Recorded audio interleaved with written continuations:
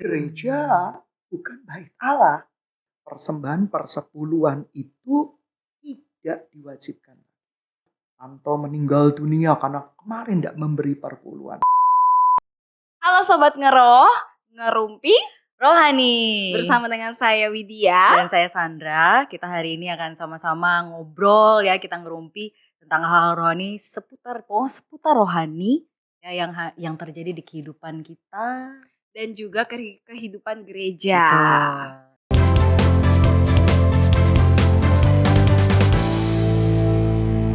Dan kali ini kebetulan topik kita itu sangat hot gitu ya. Iya hot banget gitu ya kan. Karena bahkan ada banyak loh beberapa jemaat itu gak mau sampai ke gereja gara-gara kasus ini. Gimana Sandra, di bulan ini kamu sudah perpuluhan belum? Hitung dulu. Oh gitu, hitung Ini dulu kan ya. masih akhir bulan. Oh gitu. Ya, oke, ketahuan dong ini kita podcastnya akhir bulan gitu ya. Oke, tanpa berlama-lama kita akan panggilkan ya, kita saat ini bersama, bukan panggilkan sih kayak gitu. Kita bersama dengan Pastor Daniel Hadisyen. Halo Pastor. Halo. Jadi sebenarnya perpuluhan itu wajib nggak sih Pastor?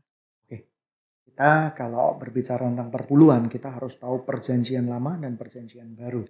Nah, perjanjian lama perpuluhan menurut hukum Musa itu kewajiban, itu harus. Oh berarti harus nih Pada Pastor. waktu Abraham dia harus mempersembahkan kepada Imam Salem, itu adalah perintah Tuhan untuk memberikan 10% untuk tempat Imam Salem tersebut. Berarti kalau misalnya mereka nggak perpuluhan itu jadi dosa akhirnya. Pada waktu itu, ketika di perjanjian lama, kita sebelum berbicara dosa atau tidak, kita harus tahu fungsi perpuluhan. Oke, apa tuh Fungsi perpuluhan di perjanjian lama adalah pada waktu Abraham dia taat kepada Tuhan, dia mempersembahkan 1/10 kepada Imam Salem. Yang kedua pada waktu Musa juga memberikan 1/10 untuk keperluan ibadah di kemah suci. Nah itu harus kita ketahui bersama-sama. Kunci daripada persepuluhan di perjanjian lama adalah ketaatan. Yang berikutnya di imamat itu Tuhan menantang kepada bangsa Israel untuk mempersembahkan 1/10, masakan aku tidak membukakan pintu-pintu langit, tingkap-tingkap langit. Nah, itu berbicara tentang ketaatan. Tujuannya perpuluhan itu apa? Nah, tujuan perpuluhan di perjanjian lama karena ada bangsa yang tidak menerima warisan tanah perjanjian. Itu dari 12 suku Israel, ada satu suku yang memang dikhususkan untuk peribadatan di bait suci, yaitu suku Lewi. Tunggu Pastor, mau tanya sebelum lebih jauh, apa konsep perpuluhan ini sebenarnya sudah ada tapi kan kita tadi bicara di Musa ya, apa itu sudah ada di waktu manusia pertama punya anak Kain dan Habel waktu itu memberikan persembahan terbaiknya, itu mirip nggak atau sebenarnya itu udah ada dari awal? Berbicara tentang ketaatan.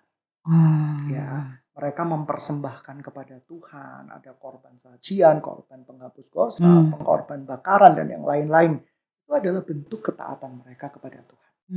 Nah, tetapi yang menjadi kontroversi di perjanjian baru adalah ketika kita mencomot ayat-ayat di perjanjian lama tanpa tahu fungsi daripada ayat-ayat tersebut. Kita harus betul-betul mengeksegesa ayat dengan baik. Tidak boleh memasukkan pemikiran kita pribadi, kehendak kita pribadi di dalam ayat-ayat tersebut atau eksegesis. Nah, dari perjanjian lama kuncinya adalah ketaatan. Tapi ingat di perjanjian baru Tuhan Yesus telah menyelesaikan semuanya di kayu salib. Jadi hukum yang terutama bukan hukum Taurat lagi, tetapi kasihanilah Tuhan Allahmu dengan segenap hatimu, segenap jiwamu, segenap pikiranmu, akal budimu, dan kasih sesamamu manusia seperti engkau mengasihi diri sendiri. Itu semuanya sudah terangkum di dalam 2 hukum. Permasalahannya di perjanjian lama semuanya itu untuk peribadatan di bait Allah. Gereja bukan bait Allah. Jadi gereja apa Pastor? Gereja adalah kumpulan orang-orang percaya Kitalah bait Allah itu Iya, sendiri. iya. Di perjanjian baru kita adalah bait sucinya Tuhan. Tidak tahukah tubuhmu adalah bait suci Tuhan? Jadi berbicara tentang bait suci Tuhan di perjanjian lama dengan di perjanjian baru itu berbeda. Kitab Maleaki ditulis 400 tahun sebelum gereja mula-mula ada. Sehingga di dalam perjalanan sejarahnya, di dalam perkembangannya, menurut perjanjian baru, persembahan persepuluhan itu tidak diwajibkan. Oh, jadi udah nggak wajib nih, Pastor. Tidak diwajibkan. Berarti ayat di Maleaki yang katanya kalau kita memberikan persepuluhan, tingkap-tingkap langit itu akan terbuka, kita akan menerima hujan berkat. Janji tantangan Tuhan kepada bangsa Israel waktu itu untuk betul-betul taat kepada kehendak Tuhan. Kalau kamu taat, masa aku nggak berkati kamu? Jadi arti daripada ayat itu berbicara tentang ketaatan. Tuhan menghendaki ketaatan. Nah, perjanjian baru, apakah wajib 1/10%-nya? Apakah wajib 1/5%-nya? Tidak ada ukuran yang jelas di perjanjian baru. 5% boleh, 1% boleh. Tidak memberi, tidak mempengaruhi keselamatan kamu. Tetapi kalau kita mau menarik fungsi di perjanjian lama, yaitu orang-orang Lewi itu kan tidak bekerja. Nah, mereka tidak memperoleh bagian dari warisan pusaka. Mereka harus dapat pemeliharaan dong. Nah, Tuhan mau pakai kita ya di zaman sekarang ada hamba-hamba Tuhan yang bergerak di misi, bergerak di garis depan, penginjilan. Mereka perlu dicukupi dong kebutuhannya. Nah, lewat apa? Yaitu lewat pemberian-pemberian dari jemaat. Tapi sifatnya sukarela. Karena tidak boleh seorang hamba Tuhan berkata, kalau kamu gak ngasih aku, atau gak ngasih gereja, kamu dikutuk, kamu betul-betul mengkhianati Tuhan, kamu pencuri. Ya, pendetanya itu sendiri yang mencuri. Ya, mencuri firman Tuhan, memperkosa ayat-ayat firman Tuhan untuk kepentingannya sendiri. Jadi kayak menyalahgunakan ayat itu untuk kepentingan pribadi ya, Pastor. Oleh karena itu saya sering kali bilang, saya tidak menentang perpuluhan. Tetapi saya menentang perpuluhan yang diwajibkan dan dengan embel-embel kata-kata. Kalau kamu tidak memberi, kamu akan mati. Kamu tidak akan memberi, kamu gak akan diberkati. Loh, apa gunanya pengorbanan Kristus di kayu salib? Dia sudah menyelesaikan buat kita semua. Tetapi di perjanjian baru ada hamba-hamba Tuhan yang memberikan hidupnya. Wajib kita memberikan penghormatan lebih. Tetapi bukan karena kita memberi karena ingin dapat 100 kali lipat ganda, 1000 kali lipat ganda. Kamu gak memberi, Tuhan tetap cinta sama kita. Kamu gak memberi, Tuhan tetap memberkati kamu. Ya, kamu tidak memberi apapun, Tuhan tetap sayang sama kamu. Tapi fungsi daripada persembahan di perjanjian baru itu untuk keberlangsungan gereja Tuhan. Keberlangsungan misi Tuhan. Hamba-hamba Tuhan yang mereka butuh penghidupan. Mereka wajib dipelihara. Apakah prosentasenya wajib 10%? Tidak ada ukuran yang jelas di perjanjian baru. Karena fungsi persepuluhan di perjanjian lama dengan fungsi persepuluhan di perjanjian baru dan fungsi persepuluhan di masa kasih karunia ini berbeda banget. Tapi ingat, semua ujung daripada persepuluhan itu dapat dipertanggungjawabkan. Baik persembahan-persembahan. Karena apa? Karena seringkali ada statement-statement yang berkata seperti ini. Ya, yang penting aku ngasih sama Tuhan. Terserah nanti hamba Tuhannya mau gunakan untuk jalan-jalan, mau gunakan untuk beli mobil mewah, itu nggak ada urusan sama aku. Urusan dia sama Tuhan. Itu adalah pandangan yang menurut saya salah sekali. Karena dalam tanda kutip kalau kita tahu seseorang itu melakukan kejahatan, tapi kita tidak mengontrol, kita tidak menegurnya, maka kita berbuat dosa.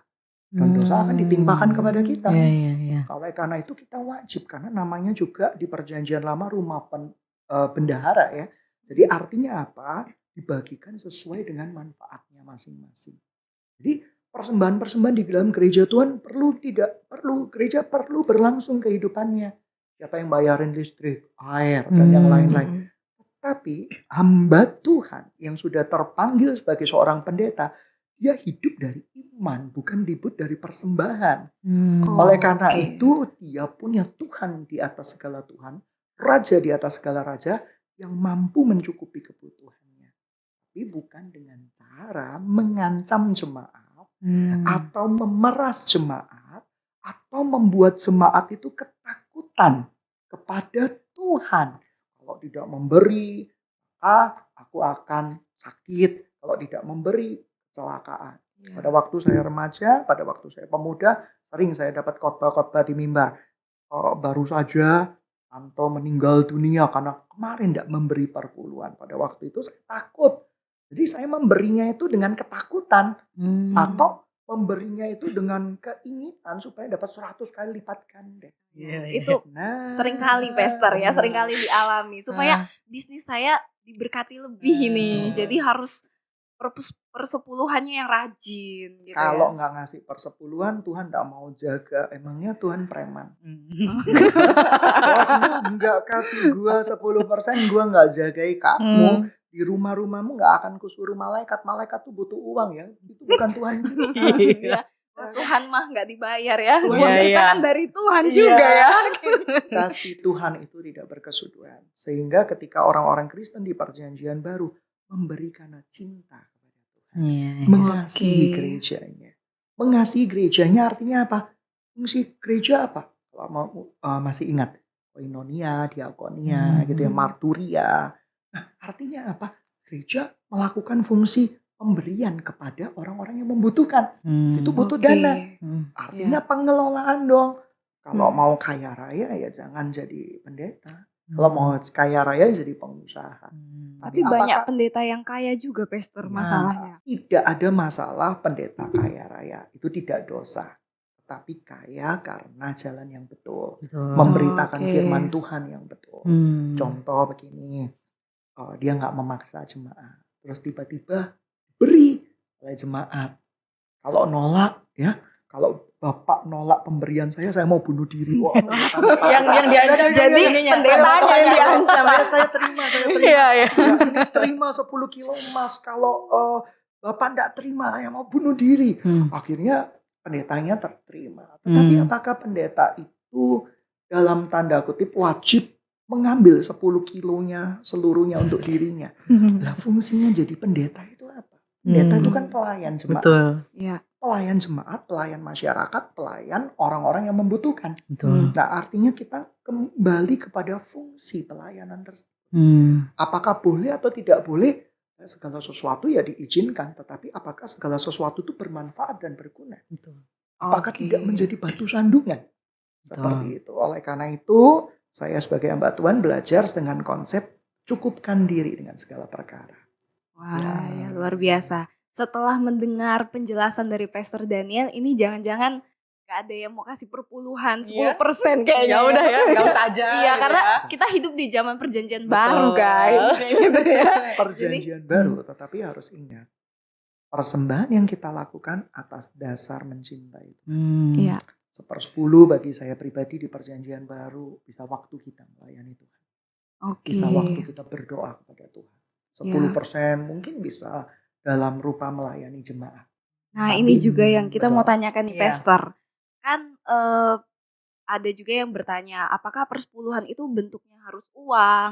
Gimana Atau kalau bentuk lain? Iya, karena gaji mungkin cari makan aja susah. Misalnya ada seorang kepala keluarga, misalnya mau memenuhi kebutuhan keluarga, anaknya sekolah aja udah pas-pasan gitu loh Pastor hidupnya gitu. Kalau kita mencintai Tuhan, ya, dan memang kita tergerak, kuncinya tergerak. Oh, berarti ada gerakan dari Roh Kudus. Kita mau sumbang gereja nggak ada masalah. Itu bentuk kecintaan kita sama Tuhan. Hendaklah segala sesuatunya dilakukan secara sukarela. Sekarang kalau pedagang tentu saja mereka barang kan, peredarannya barang, uang. Kalau orang yang bergerak di jasa, ya dia menggunakan jasa. Oleh karena itu barang dan jasa dan uang menurut saya pribadi itu hal yang wajar ketika kita mempersembahkan hidup kita buat Tuhan. Kita tidak ada uang nih, kita punya jasa. oh aku punya kepandaian main musik, itu sudah kita memberikan sama Tuhan. Oh, Ya, oke, apakah oke. harus dalam bentuk uang? Nah, mata uang ditemukan pada tahun berapa? Dulu peredaran barang juga lewat barter kan? Betul. Iya, Lewat Iya. barter. Ini ayam ditukar dengan sapi. Mm-mm. Ya, ini kita punya sendok ditukar dengan garpu. Iya. Nah, oleh karena itu segala sesuatu bukan berbicara tentang uang. Uang saja ya. Tetapi seluruh hidup kita yang kita persembahkan sama Tuhan. Saya lebih suka menggunakan kata di perjanjian baru itu bukan 1/10 buat Tuhan. Seluruh hidup kita Seluruh buat hidup untuk kita. Tuhan. Oke. Jadi perpuluhan tuh nggak terbatas cuma tentang uang ya. Iya, betul. Oke. Terus gimana Pastor menanggapi orang-orang yang sudah terlanjur kepahitan dengan kan sudah stereotipnya perpuluhan ini kan kayak disalahgunakan terus akhirnya karena mendengar berita kayak gitu aduh mending gak usah deh daripada kecewa lagi dengar ada hamba Tuhan yang malah menyalahgunakan. Kita Iya. harus berpikir bijaksana. Tidak Hmm. semua hamba Tuhan menyalahgunakan keuangan. Baik hamba Tuhan dari gereja besar belum tentu mereka menyalahgunakan Betul. keuangan. Ada hamba Tuhan yang punya Ferrari dan yang lain-lain bisa jadi kekayaannya memang sudah dari sononya. Dari Iya betul. keturunannya dari sana. Oleh karena itu kita tidak boleh berburuk sangka. Tetapi kita wajib melakukan fungsi controlling. Ya, controlling artinya apa? Wajib bertanya dong. Hindari gereja yang tidak bisa dimintai pertanggungjawaban. Ya, Pertanggungjawaban gimana itu Iya, Pastor laporan maksudnya? keuangan. Oh, jadi jemaat itu Berhak boleh dong, boleh tahu tahu dong. laporan keuangan. Harus tahu karena apa? Karena laporan keuangan itu pertanggungjawaban kita kepada orang yang sudah memberi kepada gereja Tuhan. Ini Oke. digunakan untuk apa? Gitu ya. Contoh kehidupan pribadi hamba Tuhan. Dalam hal ini saya tidak terima sepeser pun, tapi saya memberi contoh kepada hamba-hamba Tuhan yang terima. Nah, mereka mungkin diberkati, ya, diberkati dalam tanda kutip UMR. Nah, UMR Kota Surabaya mungkin 5 jutaan, ya seperti itu. Tapi ingat hamba Tuhan juga kan punya anak, ya, Iya. punya istri, kebutuhannya kan juga banyak. Betul. Nah, apakah harus dengan UMR seperti itu? Tentu saja sebagai orang yang melayani Tuhan dan mengasihi Tuhan, kita wajib memikirkan kebutuhan dari hamba-hamba Tuhan tersebut. Kebutuhan minimal lah. Anaknya bisa bersekolah, mereka tidak terlunta-lunta seperti itu sehingga nama Tuhan tidak dipermuliakan. Apakah Tuhan akan memberikan kita kemiskinan berlebihan sehingga kita menghujat Tuhan? Atau kekayaan berlebihan supaya kita melupakan Tuhan? Enggak. Tuhan kita itu ukurannya pas buat kita semua. Sehingga oleh karena itu harus jujur. Segala sesuatunya tuh harus balance. Ada orang yang anti dengan perpuluhan, enggak ada masalah dengan itu. Tetapi pekerjaan Tuhan, apakah engkau pikirkan? Apakah engkau tergerak di dalam pekerjaan Tuhan tersebut? Bagaimana bentuk pelayananmu terhadap pekerjaan Tuhan tersebut? Nah, itu harus wajib kita garis bawahi. Sehingga orang tidak menjadi a priori. Artinya kayak gini, ekstrim kiri, ekstrim kanan. Nggak mau ngasih pokoknya. Kan tadi hamba Tuhannya bilang, Pastor Daniel bilang, perpuluhan di perjanjian baru nggak ada lagi. Iya. Terus ekstrim yang berikutnya, masih kalau enggak perjanjian lama ini masih berlaku. Ya, tapi sebenarnya konteks daripada perpuluhan tadi sudah saya jelaskan di perjanjian lama. Berbeda banget di perjanjian baru. Kalau saya temukan di perjanjian baru, menerima sumbangan dari jemaat. Untuk apa sih? Perkabaran Injil. Bahkan lebih ekstrim di perjanjian baru. Yaitu pada waktu jemaat mula-mula. Mereka mempersembahkan rumah, tanah mereka di bawah kaki rasul-rasul. Oke. Untuk apa? Untuk perkabaran Injil. Jadi ada pertanggungjawaban dari rasul-rasul itu untuk perkabaran Injil. Saya tidak pernah lihat Rasul Paulus jalan-jalan, ya kan, berlibur. Jalan-jalannya sambil penginjilan. Betul.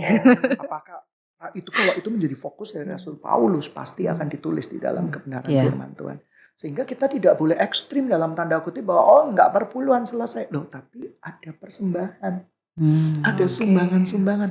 Persembahan dan sumbangan-sumbangan itu didasari bukan dengan paksaan, tetapi dengan hati yang mencintai Tuhan, hati yang rela. Jadi tidak ada ukuran 10%. Kalau saya mau kasih 90% tidak masalah. Saya berikan hidup saya total. Saya berikan uang saya 100% lah untuk kemuliaan nama Tuhan. Itu tak ada larangan. Seperti itu. Kalau bisa malah seluruh hidup kita untuk kemuliaan nama Tuhan. Oke. Kalau kita jatuh cinta sama Tuhan, kita akan rindu kerajaannya diberitakan. Kita Iya, akan betul. rindu gerejanya bertumbuh. Kita akan rindu banyak orang yang diselamatkan. Segala sesuatunya tidak butuh uang memang. Tetapi Tuhan menggunakan mamon yang tidak jujur itu. Untuk apa? Untuk memperluas kerajaannya. Mamon yang tidak jujur itu apa? Uang. Nah, tetapi yang paling anti dan sudah wajib di red flag. Kalau ada hamba Tuhan dengan cerita-cerita mengintimidasi. Kalau kamu nggak ngasih, kamu pencuri, kamu perampok. Dia sudah menjadi Tuhan atas jemaat. Berarti kalau menagih itu termasuk? Menagih itu termasuk.